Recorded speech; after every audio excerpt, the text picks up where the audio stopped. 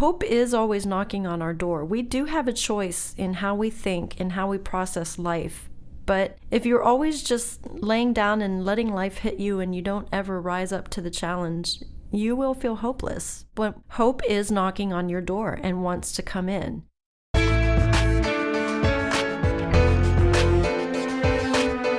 Welcome to the Brand New Me podcast. I'm Frances. And I'm Pam. And we are two women passionate about helping others thrive in life, not just survive. In each episode, we're going to find creative ways to offer hope for your future through our own life experiences. So join us every week as we learn together that we really can be a brand new me.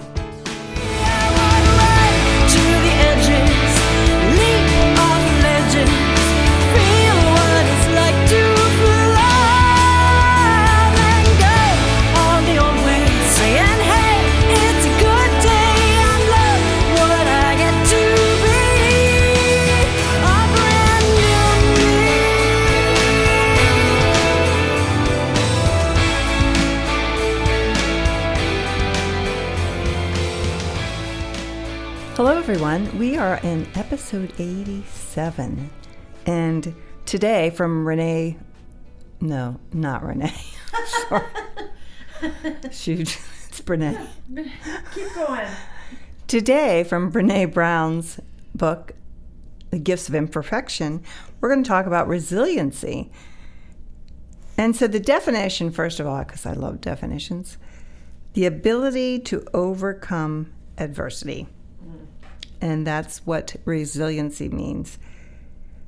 So Brene put a list of things what make up resiliency. And I love these. Some hit me more than others, and I'm sure you felt the same way, but let me read them for you. They are resourceful if you're a resilient person. They are resourceful and have good problem-solving skills. The second one, they are more likely to seek help. The third one, they hold the belief that they can do something that will help them to manage their feelings and to cope. Fourthly, they have social support available to them.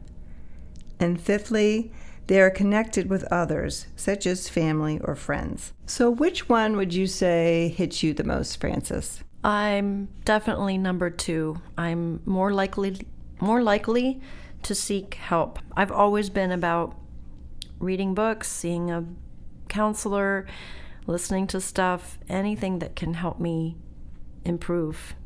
Certainly the others are there, but that one jumped out at me right away. Like, I think this is what has helped me to make it this far in life, is to not be afraid to ask for help. How about you, Pam? I would say yes. All of them do speak to me, but I think number 5, they're connected with others, such as family or friends. Because I know when I was going through hard times, that was my main source. And it's pretty much likely to seek help. Let's talk about the first one. They are resourceful and have good problem-solving skills. And it's interesting because sometimes I do and sometimes I don't. I'm really working on that because I've told you I'm doing the 21-day brain detox. And that does help me to work on the problem-solving skills, meaning not, okay, this big thing comes in your life, how am I going to solve this problem? No, the everyday things that you deal with. Okay, I'm dealing with, let's say I'm dealing with grief today, or let's say I'm dealing with fear today. What are some things I can do to solve that problem? And so that, I should say, resiliency evolves out of that. That's how we become resilient. And of course, I talk about getting off the couch. And that is resilience to me. What steps are we going to make to get ourselves off the couch to get over this hump that we're in? That does remind me, one of the people I like to listen to a lot is Jim Rohn. I've talked about him before, a motivational speaker. And he says you will encounter a lot of ups and downs in your business or in your pursuing your passions, your dreams. But he noticed through life that the people who could bounce back most quickly become the most successful.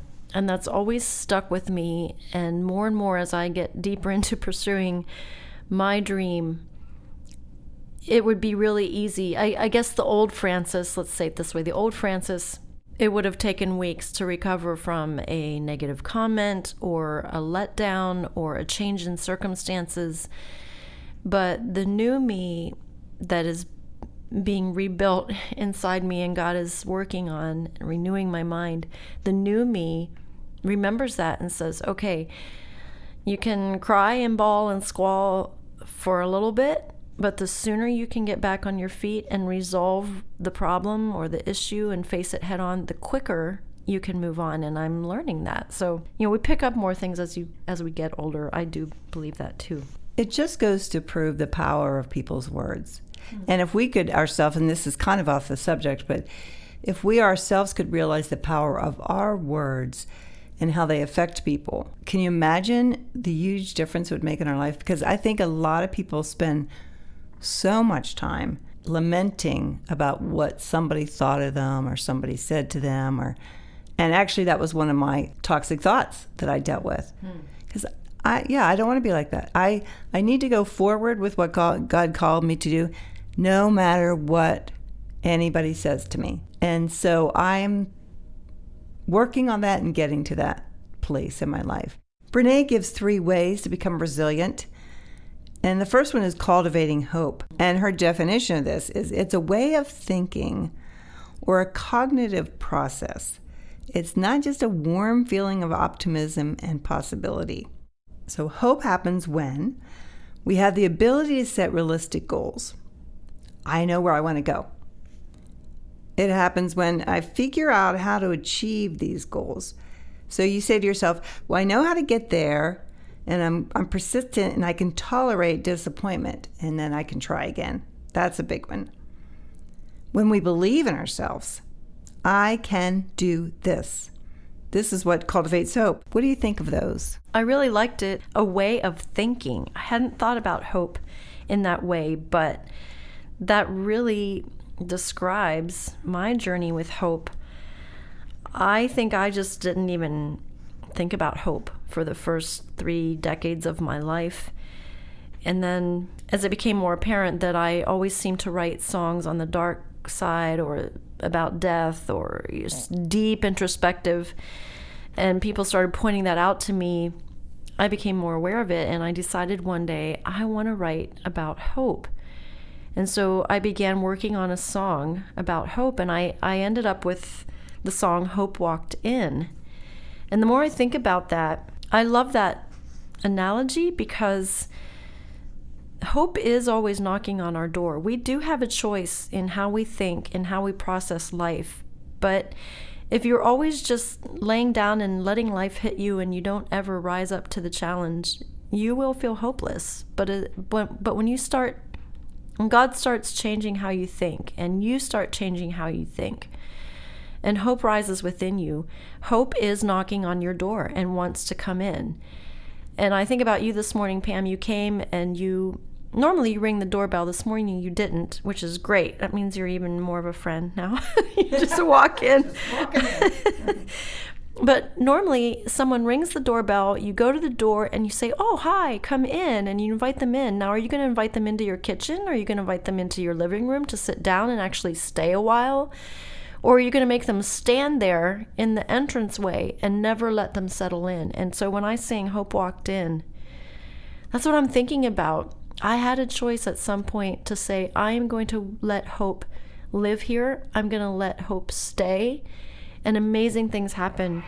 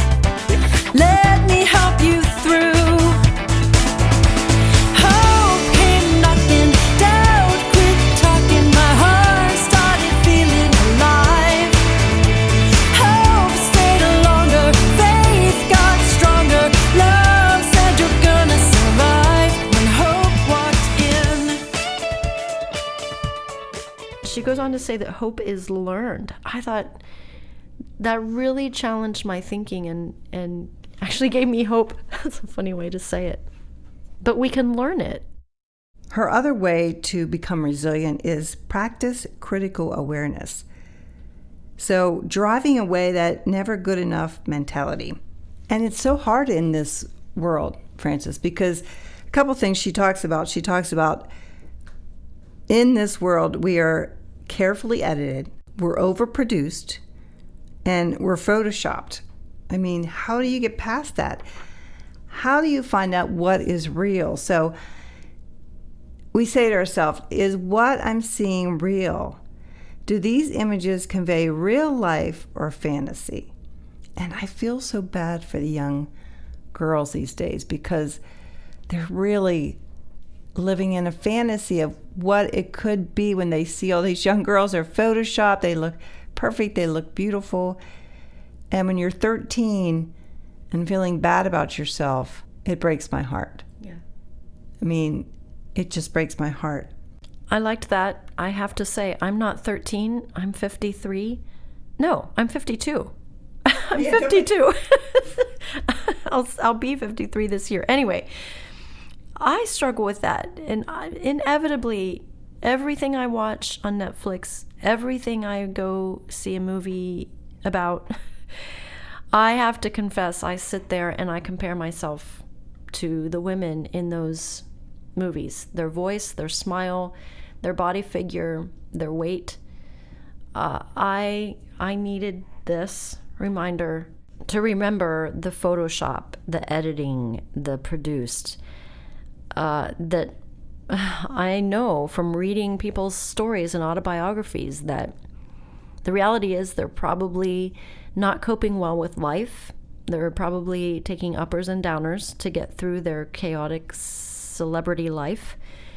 I also know that they struggle with self-image and a lot of them anorexia and eating disorders because they have to be so skinny to compete. So I needed this reminder.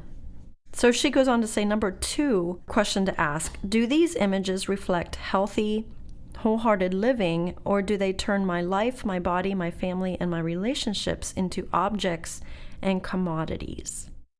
Why don't you do question number 3? There's just nothing more to say. That's just really good. Who benefits by my seeing these images and feeling bad about myself? Hint, this is always about money and or control. Whoa, okay. That's a slap in the face. Yeah. Okay. So we do need to become very critically aware of how we feel about ourselves, how we feel about what we do, because we cannot cultivate hope if we're feeling like we are not good enough. Another quote in her book says this, when we allow ourselves to become culturally conditioned to believe that we're not enough and that we don't make enough or have enough, it damages our soul. Okay, continuing with the 3 ways to become resilient. The 3rd way is to let go of numbing and taking the edge off vulnerability, discomfort, and pain. Brene says, for many of us, our first response to vulnerability and pain of these sharp points is not to lean into the discomfort and feel our way through, but rather to make it go away. We do that by numbing and taking the edge off the pain with whatever provides the quickest relief. We can anesthetize with a whole bunch of stuff, including alcohol, drugs, food, sex, relationships, money, work, caretaking, gambling, staying busy, affairs, chaos, shopping, planning, perfectionism, constant change, and the internet. What more is there to say? She says it really well. I guess for me, one of the ways that I probably try to take the pain off of things is busyness. I'll just confess, of all the things I read on that, that's the downside of pursuing your dream, is you can become very busy working hard and doing it. And that's probably where I have to keep a balance between making sure that that doesn't become a way to ignore pain or something I should pay attention to. How about you, Pam? I would have to say mine is Hallmark. Movies. Hallmark movies. Because it's such an unrealistic setting. And then you can forget all the reality. And I mean, that's why people watch Hallmark so much, because it puts them in a happy place. And so that's something that I fight with, and I struggle because I don't want to seep into a world of unrealistic things. And God showed me that. And I know when my husband first died, I told you I was on the couch watching TV constantly. And of course, that chocolate thing. But that's what takes us out of reality. And we like that. And so we mask. And I think that's pretty much what she's talking about. Such great stuff in this chapter. She ends with a quote from a writer and researcher, Elizabeth Kubler-Ross, that I thought was perfect. People are like stained glass windows. They sparkle and shine when the sun is out, but when the darkness sets in, their beauty is revealed only if there is a light from within. I love that. I love the idea of being lit from within. And I think the only way to be lit from within is to truly have hope. Remember, hope is something that can be cultivated. It's a way of thinking.